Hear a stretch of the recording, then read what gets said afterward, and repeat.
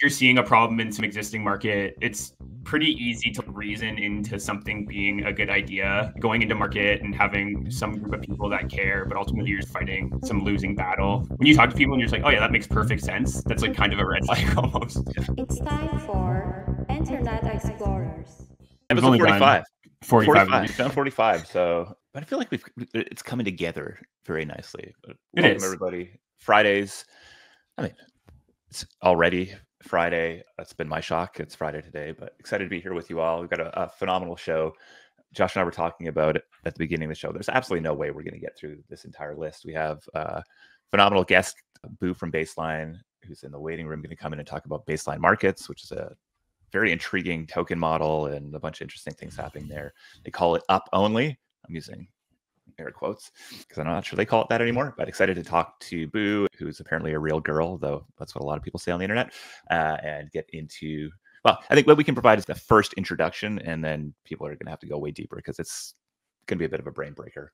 We're going to talk about some inflections and insights. Ethervista took over the internet. Apparently there are phases of crypto adoption, and Josh is indicating here that sentiment is bad. I love how I don't feel that whatsoever, but today's very red day, so sentiment bad. Puffpaw, what is, I mean, I'm assuming this is what you're talking about this morning when you're even fundraising announcements or positive energy. Yeah, Puffpaw. Chat about that. What is C Club and Lightning Round?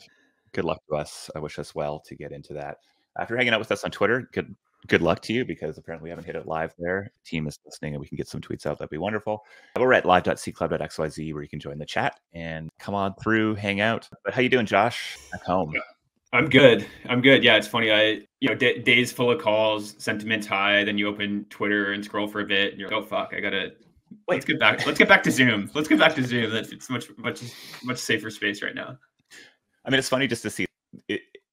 You see a few of these cycles, and there's just these constant pieces, right? And one of them that I think people are feeling right now is that when there's not a whole lot of interesting things happening, the people who aren't building are out there talking. A whole lot of talking, complaining, critiquing, talking, etc. And so we're in the and that's, they're dominating the timeline because builders are building. Yeah. And so I think you and I get to spend our days in thinking about the future, thinking about new, and I think continue to see talent and interesting ideas and new mechanisms come out. So get to be very, very bullish despite the color of the screen today. Yeah, that's it. It was seeing that, like the Van Eck. You see that? Yeah. I see everyone freaking out. It's like, one of the biggest crypto bulls suddenly shutting down their ETF. And they're like, you guys are just really bad at reading. Not at all what we were saying. Whoever runs the Van Eck Twitter account is S tier, frankly. Yeah. All right. Well, we got a million things to get into. Is there any big news that we need to share before we get into it? Oh, Josh and I will be in Singapore in 2 weeks. If you're going to be out that way, let us know. C Club does Singapore. Game on. I think also just Slow Rodeo's hosting a pop-up in New York. I think starts today, running all weekend. So if you're there and you don't know about it, hit us up. I think we'll make sure that link is around. But those guys know how to put on a good event. Sick merch coming. He was with us last week talking about the build out they're doing there. Yeah. So just go. Very cool. Go to that. And then I guess it's a big tennis weekend for those who celebrate. Congratulations to them. Football's back too. I'm mourning the end of the golf season and excited about the beginning of the football season. Well, all right, let's get into it today. I mean, we've got, should we just bring Boo up from base? We don't have a Boo yet. Oh, she says I'm in. Did I maybe send the wrong link? Good one, Jess. No, send the one I sent you. The one in the sheet was the watch link. Wonderful. Boo, new link incoming. All right, we'll get Boo up imminently here. Did you notice a gap in the timeline when people were at Burning Man? Was it a peaceful, calming one, or was there more degeneracy running wild on the timeline? I didn't really notice any difference at all. Did you? No, I just thought if you did, it would be good. It was fun to see Cheryl's pictures and videos and stuff from it. It certainly seems like something I would like to attend at some point. Yeah, it could be a vibe. All right, we got Boo in the waiting room. We got a Boo. GM. Hello, Boo. Sorry for sending you to the watch link. It's okay. Welcome back. Yeah. All right. Well, Boo, why don't you introduce yourself, and then I think this is probably the first time many folks here are hearing about Baseline Market. So we'd love to see if we can get the smooth brain explanation out, and then we can poke into some edges. Okay, for sure. Well, thanks for having me, first of all. I want to, before we jump into, what Baseline is, because Baseline is a system with many features, I just kind of want to talk about, what the problems are and what we're solving, because there's a lot going on in this. People have like different labels for baseline, and yeah, they're all right, but partially right. So baseline like starts with deploying and issuing like tokens. Like, okay, so yeah, sorry. So tokens are broken today. You sound like us. You sound like us when we try to describe it. I am so nervous right now. This is super serious. Yeah. You should be nervous. You're very cool. Yeah. No, it's so funny. I watch my entire experience in trying to explain baseline is me talking to some projects, talking to you guys, going back and trying to explain it to Josh and getting a little bit further each time. And then I just see this look of confusion on his face. And I'm like, fuck, I got to go back somewhere. And then I'm like, I don't actually know what this is. So this is just very par for the course. Yeah. Okay. So yeah, we all know like tokens are broken today. You know, like poor token design destroys value. Like market makers are manipulative. And how we're solving this is like we want to create like better token distributions for like vision aligned founders, and we want to create unique tokenomics for traders to make them more like confident. So the vision here is actually like establish a global financial system where assets are defined as like honesty and resilience. And like how we're getting there is by improving tokenomics through programmatic liquidity. So like we start from deploying and issuing tokens, and then we have this programmable asset class with built-in liquidity. So unlike most tokens, baseline controls its own market-making operations and can maintain a unique liquidity structure that helps facilitate price development. So that's what we see it like. We have the only thing, but what we're talking about is actually like the floor price, which is like one of the features that we provide due to our automated tokenomic system with like accounting strategies built in with the token. Is that? I love that because people are going, "What the fuck are you talking?" Let me give it a try, because I feel like I might be able to do it at a super high level. And please correct me if I'm wrong. Of course. So I think the challenges you're talking about are just the wild speculation that can happen around launching tokens. And I think, correct me if I'm wrong, there's sort of a roots for baseline in the ecosystem. Is that right? Yeah. So the core devs are mostly from Ohm. Right. And so, there's some explorations around programmatic liquidity and et cetera. Like and so, but there's obviously some challenges with Ohm. Yeah. And the challenges with the current pools. And so essentially what you're bringing is sort of this sort of token issuer and liquidity manager together. There's no pre-mined to get to buy a token. You basically go in and deposit, or your ETH or whatever the pair is, and you get a token back. And uniquely here, my understanding is that whatever you buy into that pool at, you will forever be able to take that initial capital out. So it's sort of protected. And I think when you get into the details of, is that correct? I think like, okay, so I wouldn't say it's like a guarantee win, because so you see this like really like distinctive like yellow line on the chart, right? Like now you have this. This is like the most recognizable feature of baseline. This is what we call the BLV, the baseline value, which is like the floor of the token. So while we earlier I mentioned like we have this market maker built into a system. Whenever there's like volume generated in the system, all the value, instead of like going outside the system, we keep it within the token. So that's why we have this floor. And when we say like, when you mentioned earlier, like, hey, like people can actually like get back whatever they're guaranteed to like win. No, it's not that. It's that they can guarantee to always sell their token back to like at that floor price. So, like when we see like on the market, like right now, like tokens go up like 90% down to zero. In baseline, like during this whole process, all the value is accrual back to the floor. So you wouldn't see like zero chart. It would be like maybe like down like 30%. Yeah. Got it. So there's a floor, a sort of guaranteed value that I can pull out. It's not guaranteed to be equal to what I put in. Mm-hmm. Okay. And I guess that the next piece here is this I think you're talking about programmatic liquidity, and that as volume moves through these contracts, sort of, I guess, transaction fees of some sort are charged, and that is kind of used to add a premium to the token, correct? Transaction fees and like surplus, like all the extra value in the system, we like put it back to the floor basically. And then the thing, if that's not complicated enough, the next big unlock is that you can actually pull out your sort of value that you have in that pool as a credit facility. So you actually can hold both you put your money in, you get your token, you can then say, okay, well, actually, I just want to pull that money out again while still having exposure to that token and then spending it somewhere else. And so you create these sort of like layered, connected economic models. Yeah, like use cases and like more strategies to make the system more sustainable and robust.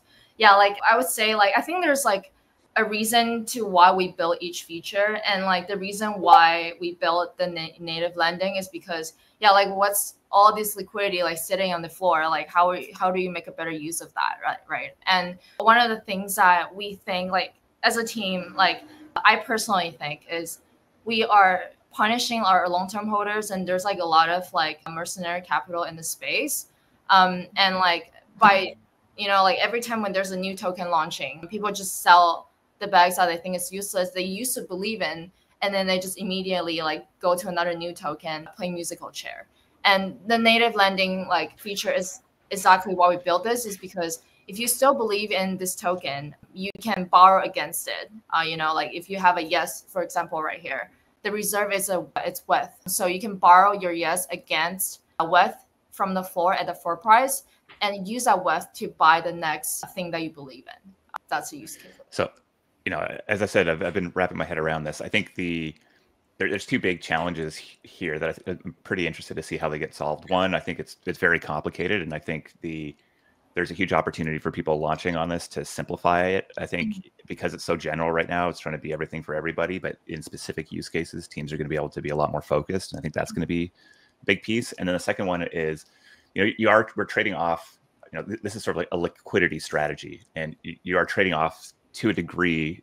Ideally you want all volume to be moving through this one market. And so I'm curious to see how the broader market responds to these tokens, because I think they're going to look very different on charts and how people experience buying and selling them. But ultimately, I think these things in the wild are going to be the markers of both understanding and success. So can you talk a little bit about some of the projects that are planned to come out using Baseline?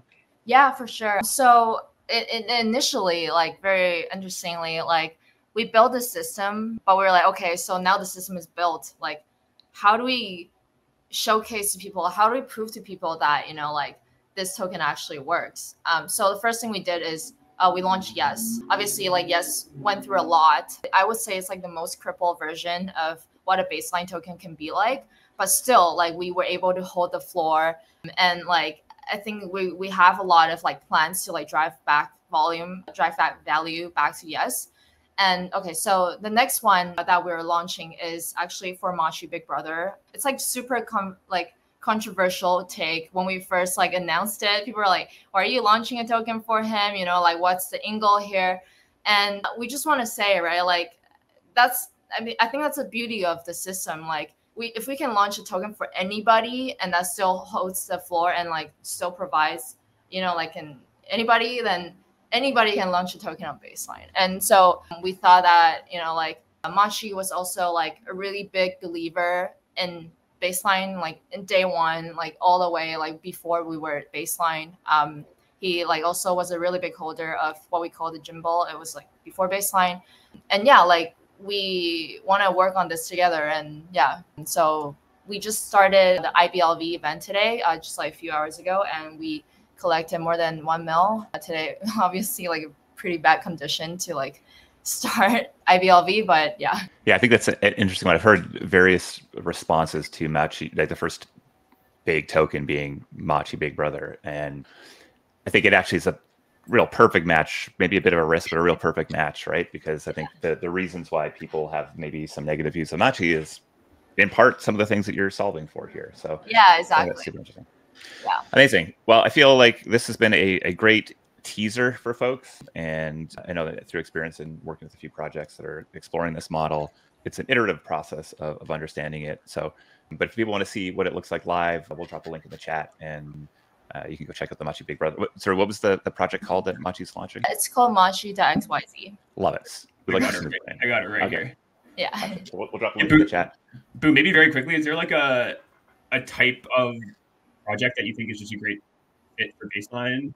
Yeah, actually, like, identify with, or do you just think this is like the next iteration? So actually, we're talking to a lot of like DeFi projects, like GameFi projects with like fee share tokens. Our goal is honestly just like we think like every token deserves a baseline, and we have plans for different segments of tokens launching. So Machi will only be the first. Will be the first. I think it will be a really good like attention like grabber for what baseline can do. But yeah, like once we finish this, more to come. Yeah. Well, I think we have 2 projects that I think are exploring using this, or will be using it imminently. So I'm sure there'll be more to say in the future. But yeah, thanks for hopping on last minute, and wish you well on your launch today. Yeah, thank you. Thanks, babe. I love it. That was perfect, because I don't know, when there's a barrier to understanding, I get excited when there's a barrier to understanding something, because it's just like it's the right stage, baby. Well, it's core to all this, like, you know, Olympus, all of these like weird novel DeFi protocols that like drove a ton of attention to the space were confusing as fuck, right? And then people got them and they're like, oh shit, like this is all the things that unlocks, and then you kind of have this rippling effect if people understand it. So yeah, I guess I think that's the bull case for that's the bull baseline. case. I think bear case is confusion, but I just, you know, there's a simplicity to, like, there's a downside in having to try to drive everybody to one button to buy your token, but there's a simplicity in that as well, and I think great builders will be able to design around. Yeah, the thing that I like it is, you know, we've just had lots of conversations around figuring out the right way to capture all the people that hang out at this speculation layer, and I think, you know, that's where the vast majority of people are going to continue hanging out. These projects are world building. You know, they have some core community that really cares, and that's a foundation for a lot of people to, you know, potentially see value or, you know, just enjoy speculating on that core foundation. And I think the fact that the vast majority of token models today just have not figured out how to actually really elegantly capture any value from that kind of core user base of their product or their token is a huge miss. So I think this is one of the best examples of I would say just this category of sort of rebalancing liquidity pools or actively managed liquidity pools is very interesting. And it's obviously being applied in a few different directions. But this one is doing it, you know, like this buy and burn mechanic that I think is very appealing to many projects, challenging to ultimately do from, in many cases, at least from a legal perspective. But you're kind of getting that dynamic in the baseline markets pool where, you know, the premium, the value that's being driven within that pool is essentially being distributed across all token holders.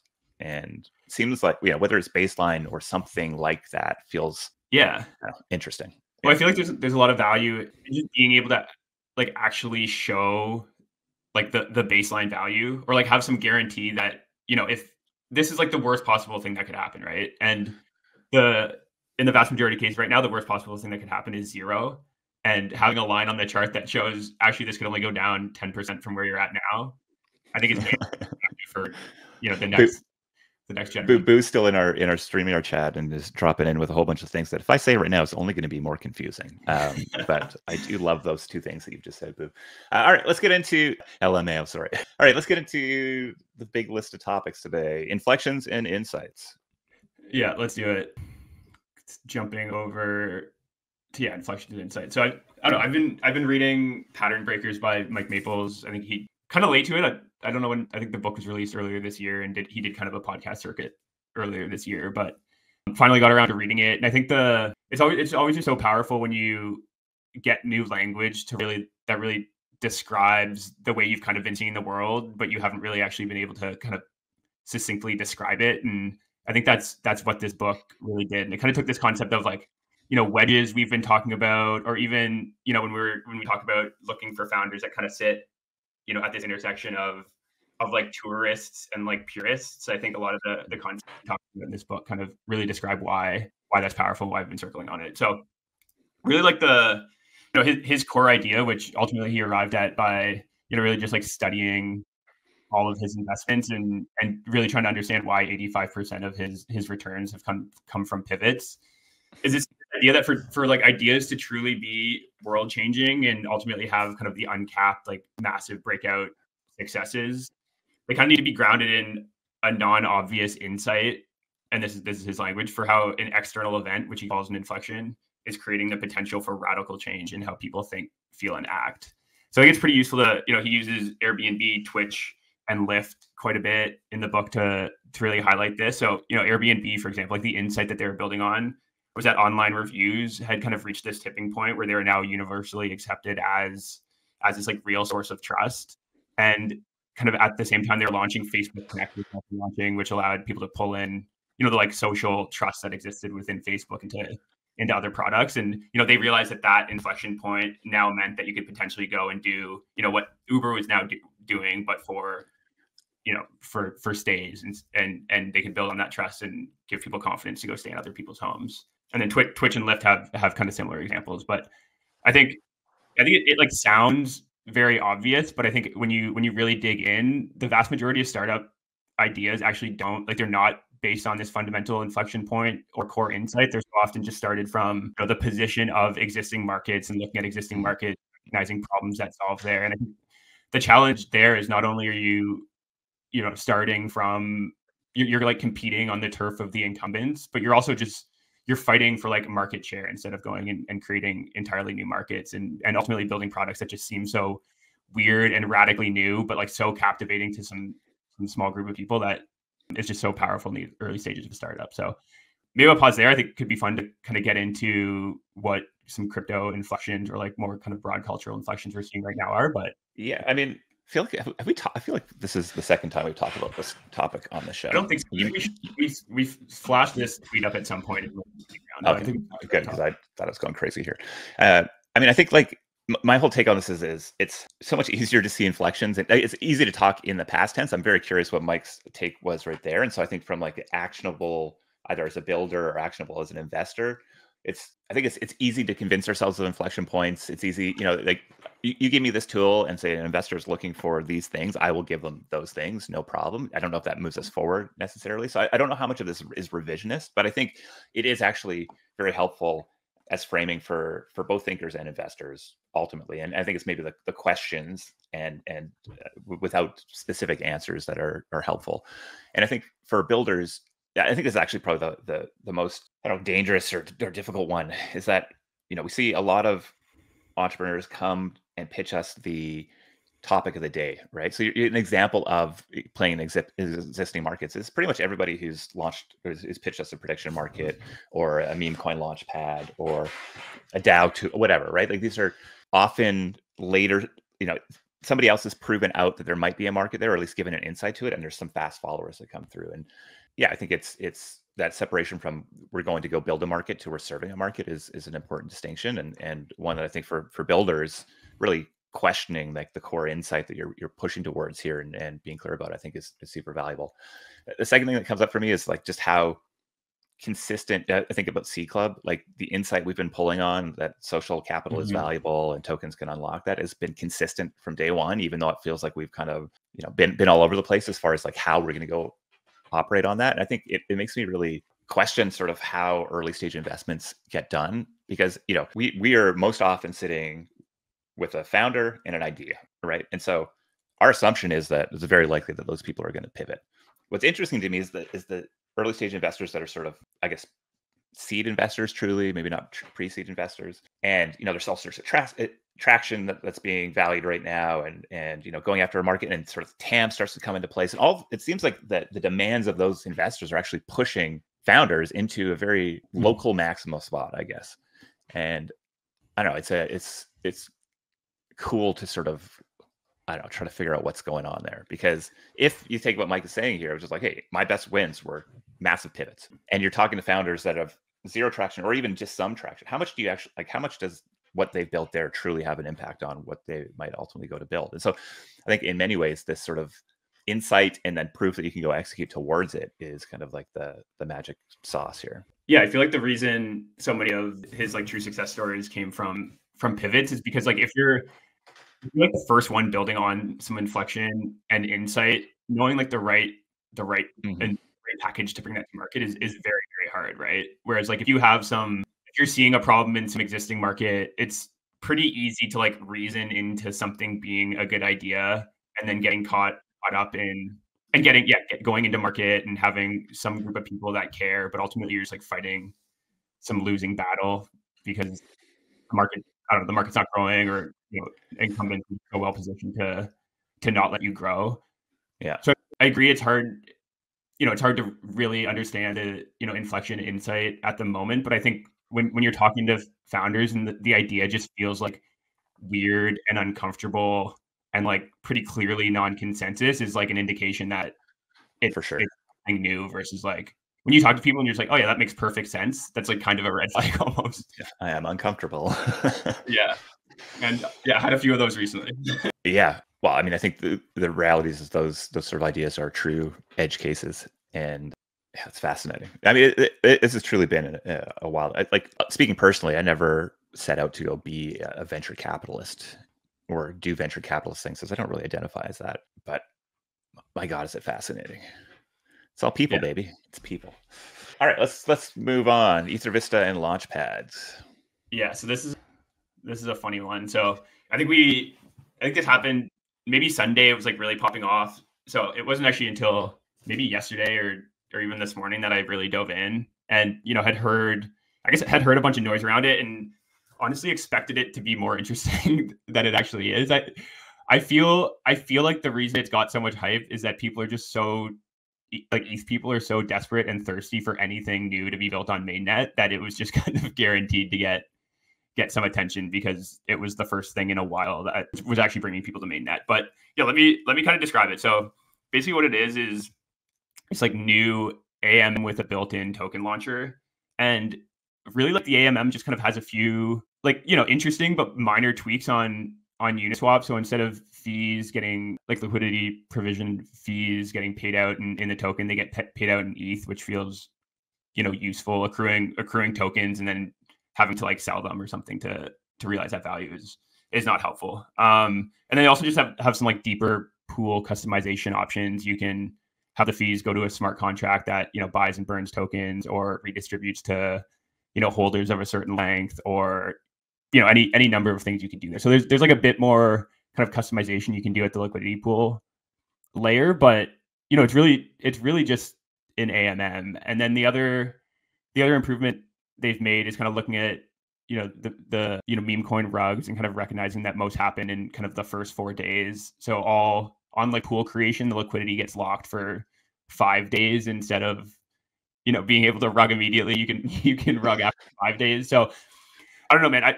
It's getting a lot of compared. Like every thread I've seen on it is like, oh, this is the pump.fund of Ethereum, but like I don't see it at all. Like there's no discovery, there's no social.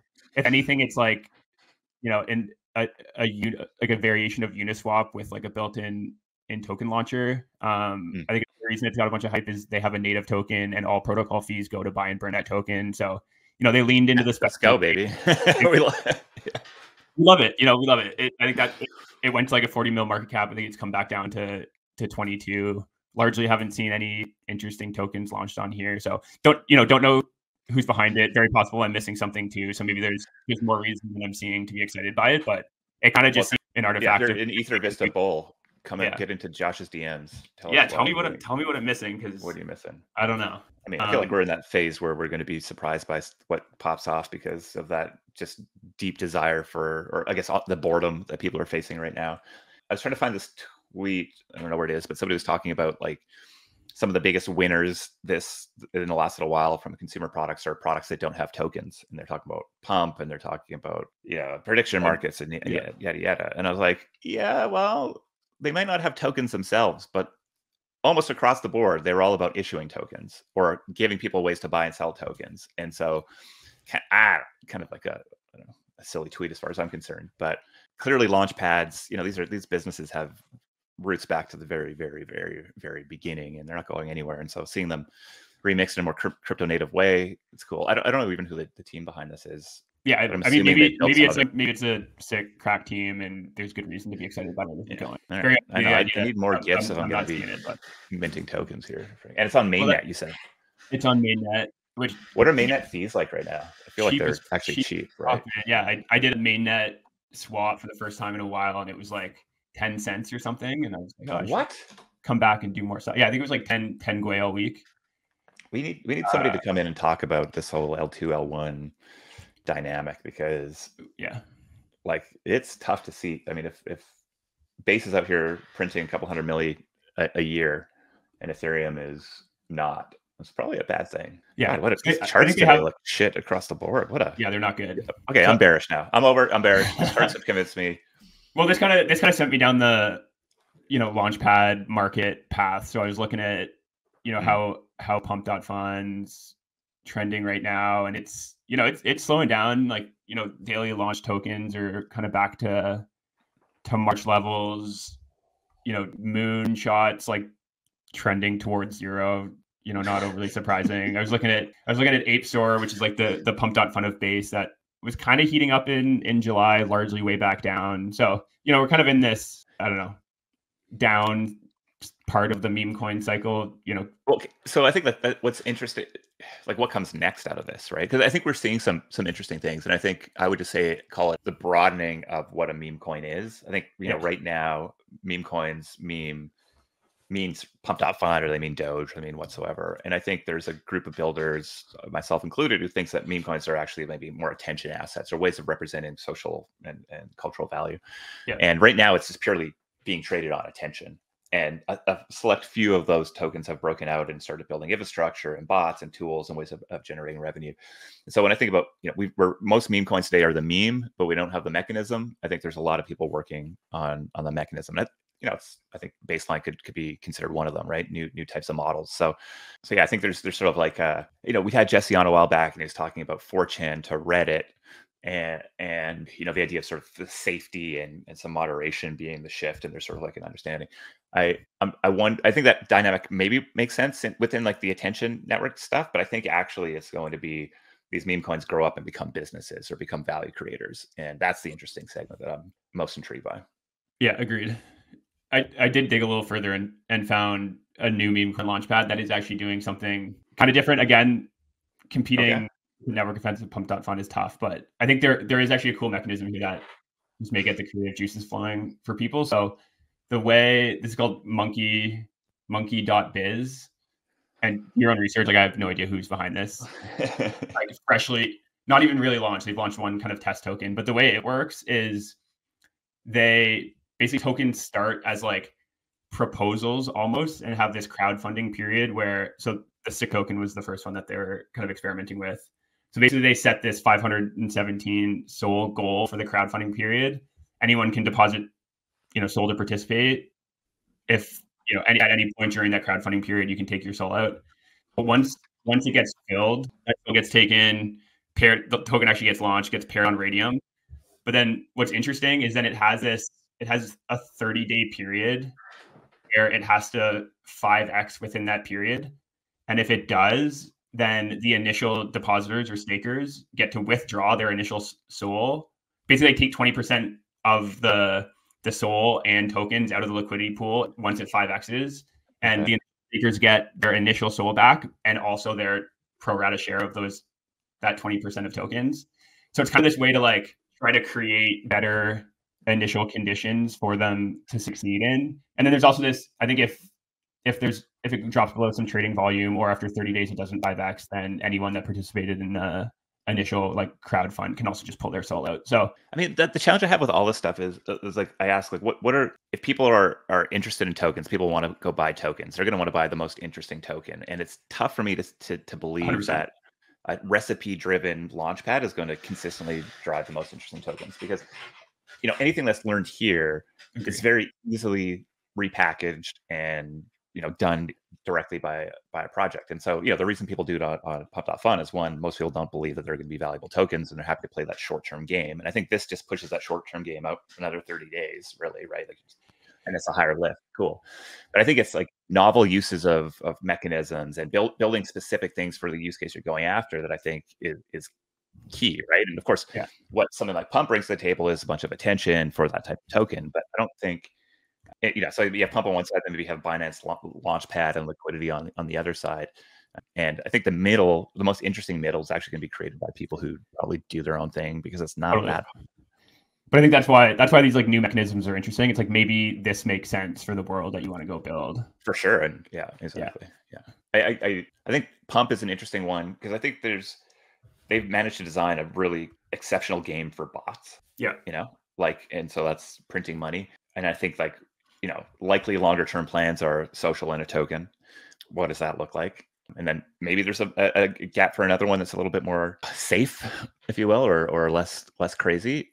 not super sold on that, to be honest. Not right now. I think asking what the inflection point for that is kind of interesting. I wonder what it would be for Reddit versus 4chan. It seems like it's just the fact that there's actually like a massive growth in internet users and growth in content and all that sort of stuff. So maybe that is the thing that births this. I mean, you've talked a lot about consensus meme coins. So I frankly would be more interested in that side of the market, which is like, how do you, a launchpad or even just coin market cap, but for consensus meme coins with a trading bot, I think it's probably a better business than trying to go after pumped up fund right now.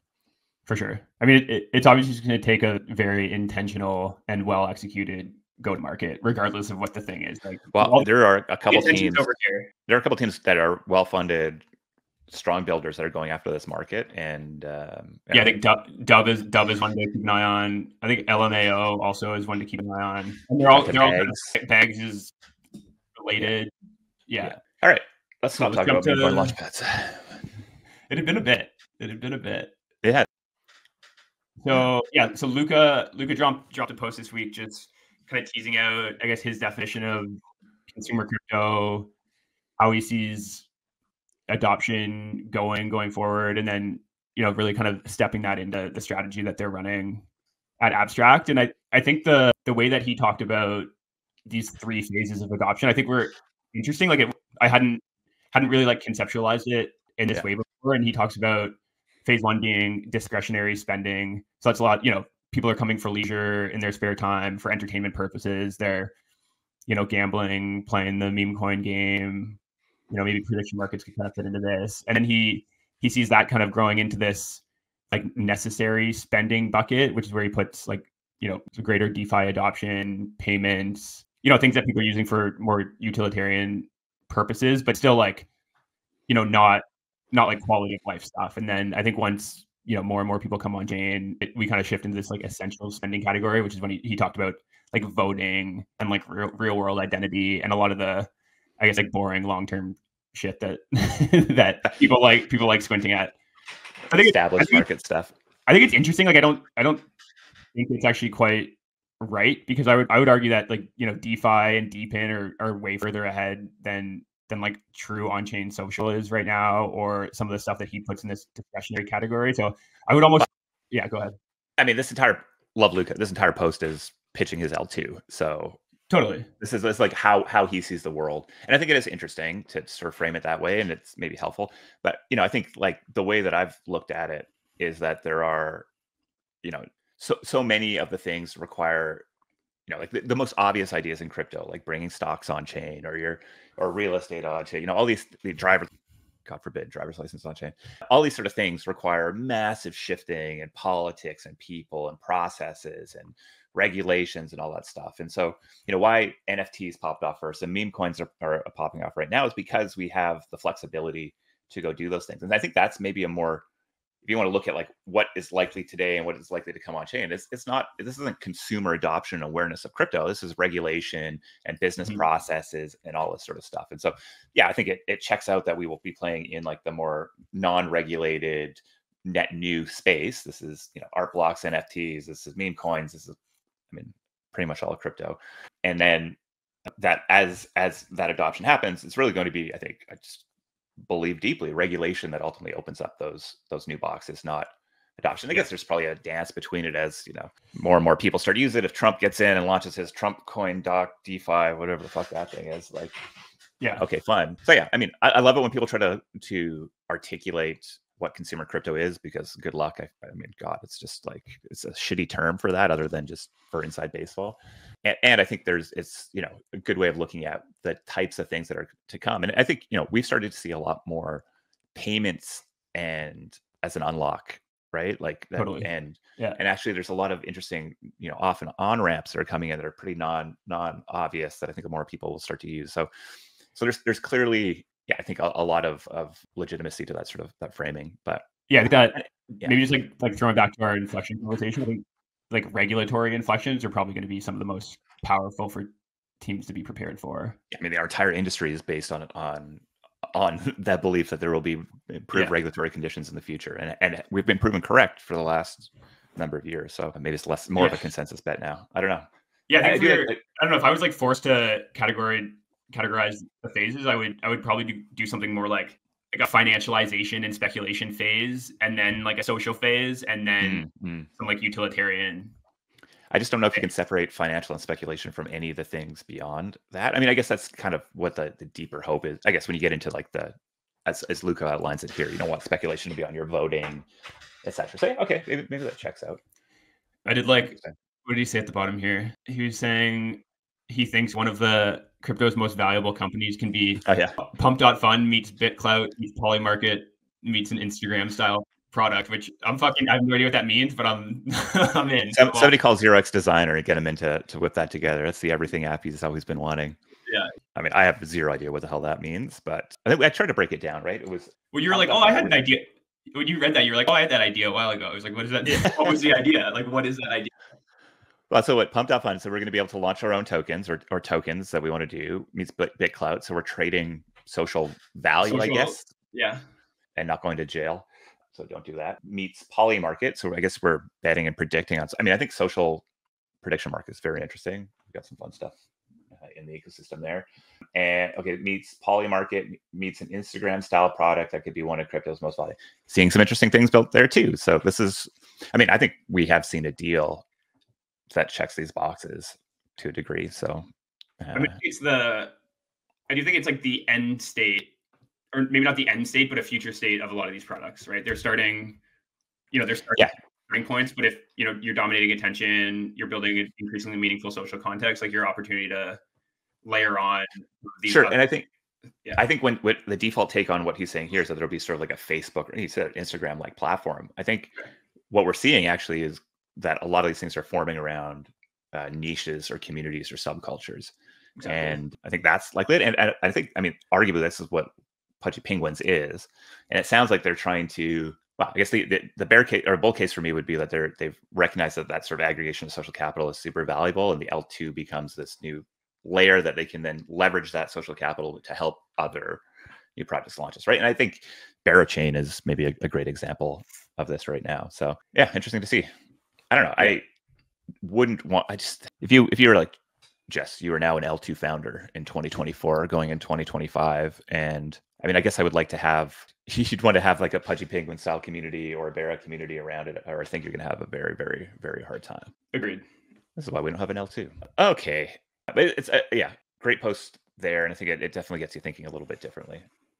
So shout out Luca. Cool. So, I mean, this one can be pretty quick because we kind of touched on it in the intro, but I don't know. This morning, I read this morning and just hated it. It was just like, it was too long. I didn't read what was the. It's just like, oh, everyone in crypto is actually just quiet quitting, and no one's here and cares anymore, or actually, building ambitious things. And it's just, you're just looking. Okay, so Travis has gone from identifying nihilism on the internet to being a nihilist himself in the span of 2 months. Well, and then the funny thing was, so whatever, I tweeted this morning. It was like, this guy telling me everyone has quit crypto. Well, my weeks are full of talking to people who have never been more excited is amusing. And then this person said apparently he got screwed in FTX and then sold all of his claims at the bottom of the cycle. So maybe that's no. I mean, it was a shitty situation I had to deal with. So I don't. No, of course. Yeah.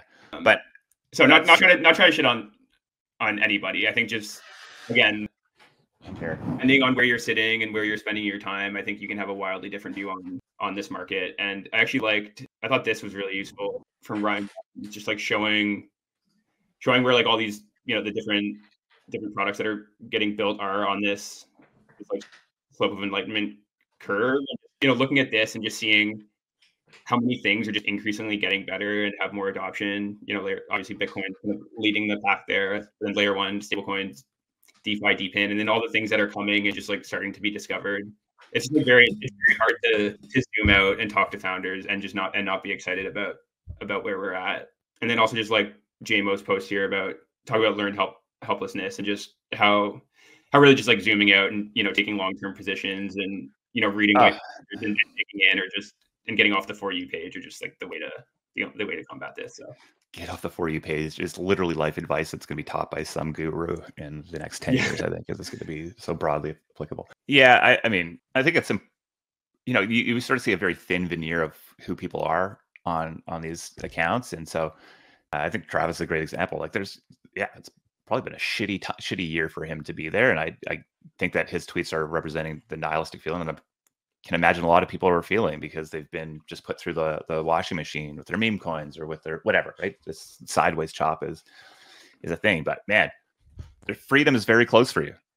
Don't trade. Really? Don't trade. You guess what? The world has just gifted you, the random human being on the internet, a thing that didn't exist 20 years ago, 10 years ago. The ability to speculate and participate like a VC on world-changing protocols, right? And you just think about what the Ethereum crowdfund was done at 35 cents. You could have made a ton of money at $7. Yeah. So I don't know. I find something you care about, focus on building it. I tweeted. Yeah, well, but even if you want to, I think the exciting part of being a part of this industry is that you can actually put your money where your belief is. But I think, I think actually the core issue is that people don't believe in this stuff. Right. Because if you believed in it and you listen to anybody who's talking about the power of compounding, or you've been a part of any other technology inflections, Web 1, Web 2, yada, yada, this shit takes time. But that the compounding value of that creation is so much bigger than you can grok at this point. And yet we just get tossed around with a washing machine on the dailies, the hourlies, the weeklies. So if that's you, I just come to the light side. Start building my newsletter. It's never not optimistic. I will never have a review in there. I mean, I will, but I kind of do actually this week. All right, the Wordcels. This is speaking to me, baby. All right, take it away. Speaking to me. No, I don't. You got to introduce it, but I want. I mean, it's really just this. I feel like sweet. We talk a lot about, I think, a potential another inflection here, right? Is ubiquitous AI content. People are trusting people more than ever. Kind of crumbling institutions, and I think both Reggie's tweet that the kind of revenge of the nerds. Actually, Peace had a good reply. It's like it's all nerds all the way down, but the coder or whatever is. We're kind of moving past that, and I really like the name Mean. I don't even know how to say that name, but Revenge of the Nerds becoming Revenge of the Wordcels. So it's just like a very core belief that we have that looking forward, so much value is just going to get captured by brands and communities and people that can define big adventures and build things that people want to be a part of, and they're going to have more and more opportunity to serve them in expansive ways, and that's going to get increasingly easier with where AI is going, and being a cult leader and a Wordcel is going to be a very powerful place to be going forward. I mean, I think it's one of the things that we spend the most time working with deeply technical founders on is communication and storytelling. Yeah. And even though we put a ton of focus on it, it never feels like it's quite enough. And so much of our support as we go through early fundraising rounds and go to market is really around, the very hard job of separating your day-to-day detail in the weeds work with connecting what you're building towards a narrative that can be adopted and understood. And the reality is you have to do that multiple times through the, if not forever, in some way. Right. So, yeah. I think the worst thing you can try to be doing today is building like a sterile, unopinionated mass market product, because I just do not think those are the things people are going to care about going forward. I mean, the attention landscape has shifted so drastically in the last 10 years, 20 years that, I think you're talking about this, the people following people. That's a core insight that led to the growth of things like BuzzFeed and Vice News and Barstool Sports, et cetera. And that's been a 20-year process that's gone on, and it's, I think, only accelerating. And you start to add on, AI content, et cetera. The internet's just going to feel very, very different, and therefore I think our behavior is going to change quite a bit. And we're seeing these trends, I think, just continue, right? So we don't like yelling from our porch anymore on the internet. So Facebook isn't a thing except for the grandmas, but group chats are the thing. We're all in a million group chats, right? And in fact, we look at our Twitter account, it gets, it's got 30, 40,000 followers on it, gets a couple thousand people, 5, 6, maybe 10,000 is a great one.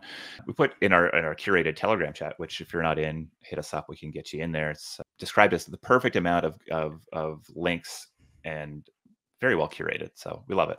People love it. I mean, we love it. People love it. But it gets, 40, 50, 60% engagement rates. And so I think like the future here is us trying to be real people and building attention and distribution in ways that I think put people at the core and are probably bundled together by meta narratives that are very appealing and can attract new and great people. Yeah, the founder I was talking to recently said that kind of his intention with his product is to build a thing that feels like this kind of cozy walled garden amidst this like increasing sea of just like uncontextual like nonsense noise that's coming. And I feel like that's like a great intention. Yeah, agree. All right, should we talk about Puffpaw? Yeah, I knew they'd start to lose their mind over this one. Kind of totally. I think it's funny how just like fundraising announcements are just becoming polarizing media again. Like even thinking back to, 2 weeks story protocols announcement, just how triggered everyone got around that, and how much the founder is kind of leaning into it. I think Refo, the founder of Puffpaw, is taking a much smarter approach here, and just let people get angry. But I don't know, man. We talked to him a couple months ago. I think it's like a very interesting, worthy experiment to go run, right? Like 1 in 4 Gen Zs are smoking. Probably the way that changes is like by changing it from the inside, and it's pretty hard to just yell at them and tell them to stop. And I think they're building a product that is going to add a lot more transparency into how much people are using these things, and try to incentivize them to get off of it and into their green tea extract cartridges or whatever it's called that they have. And I think it's just obviously I think there's a lot of pushback on like the token model too, and I think it's very unfigured out. Like you look at STEPN, you look at Sweatcoin, you look at all these things. Like there's been a number of kind of progressive experiments that have been run. Largely they just continued. They haven't been sustainable. I think there's a real business behind what they're building here, which is interesting. So I don't know. There's a lot of just good reason to pay attention to what they're going to go do, I think. Yeah, I think the reaction was expected and probably a benefit to the project. It sounds weird and crazy, and I think that's a huge plus. I think a lot of people, there's been pushback saying, oh, you're just going to get more people to vape, even though that's kind of the expressed purpose is the opposite. And then there's a whole line of, which, I guess people have their comments on, and we'll see in the as time progresses how the team acts, but that's at least the intention. But I think a lot of the reaction was like, oh, how does something like Puff to Earn get $6 million when all these other great infra builders are unable to get their seed round or pre-seed rounds done, etc. And yeah, I think I get that sentiment, but there's just so many variables that go into this, so very, very tightly integrated into the Berachain ecosystem, Berachain having a ton of energy interest, so I think very worthwhile experiment. I would say this is a great example of a meme coin with a mechanism or an attempt at mechanism here that they're pursuing. And so I think it's going to be a big and popular launch on the Berachain ecosystem. And it's a team that's trying to push forward and figuring out how you move beyond just purely meme coin dynamics and into things that are longer term sustainable and ideally have an impact on the health of individuals. So it's so many of the comments make me realize that most people don't understand how venture works, and that it's okay that VCs aren't out here just backing these things. If you look at the number who've backed a whole bunch of other projects, like they're out doing many things. But I think for me, this fits into this like worthwhile, intriguing experiment, and it's gonna just be an attention generating machine over there. It's weird, it's bizarre. People are gonna talk about. People are gonna have takes. They're gonna hate it. They're gonna love it. It's perfect. Yeah, I was actually talking to Refo this morning, and I think he wants to jump on Internet Explorers next week, so we'll dive in a little deeper. Yeah.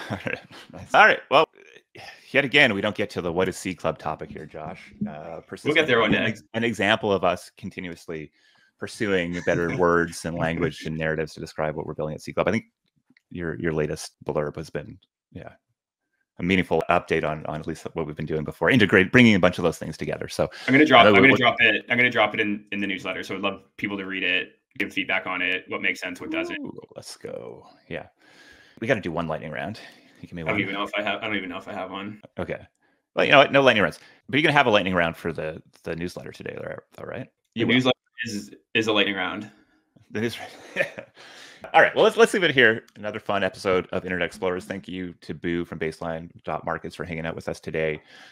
Josh sends a weekly consumer crypto newsletter out every week following this episode. It includes a whole bunch of things that we can't get to here, or maybe just don't make sense as topics on the show, but are worthwhile anyways. You saw the data he was looking at earlier, all sorts of stuff. You did a tweet earlier this week saying, hey, if you loved it, give it a retweet. And you got a ton of really great quote tweets. So it. And it's people I admire like it, which I love. Like, to me, that's this.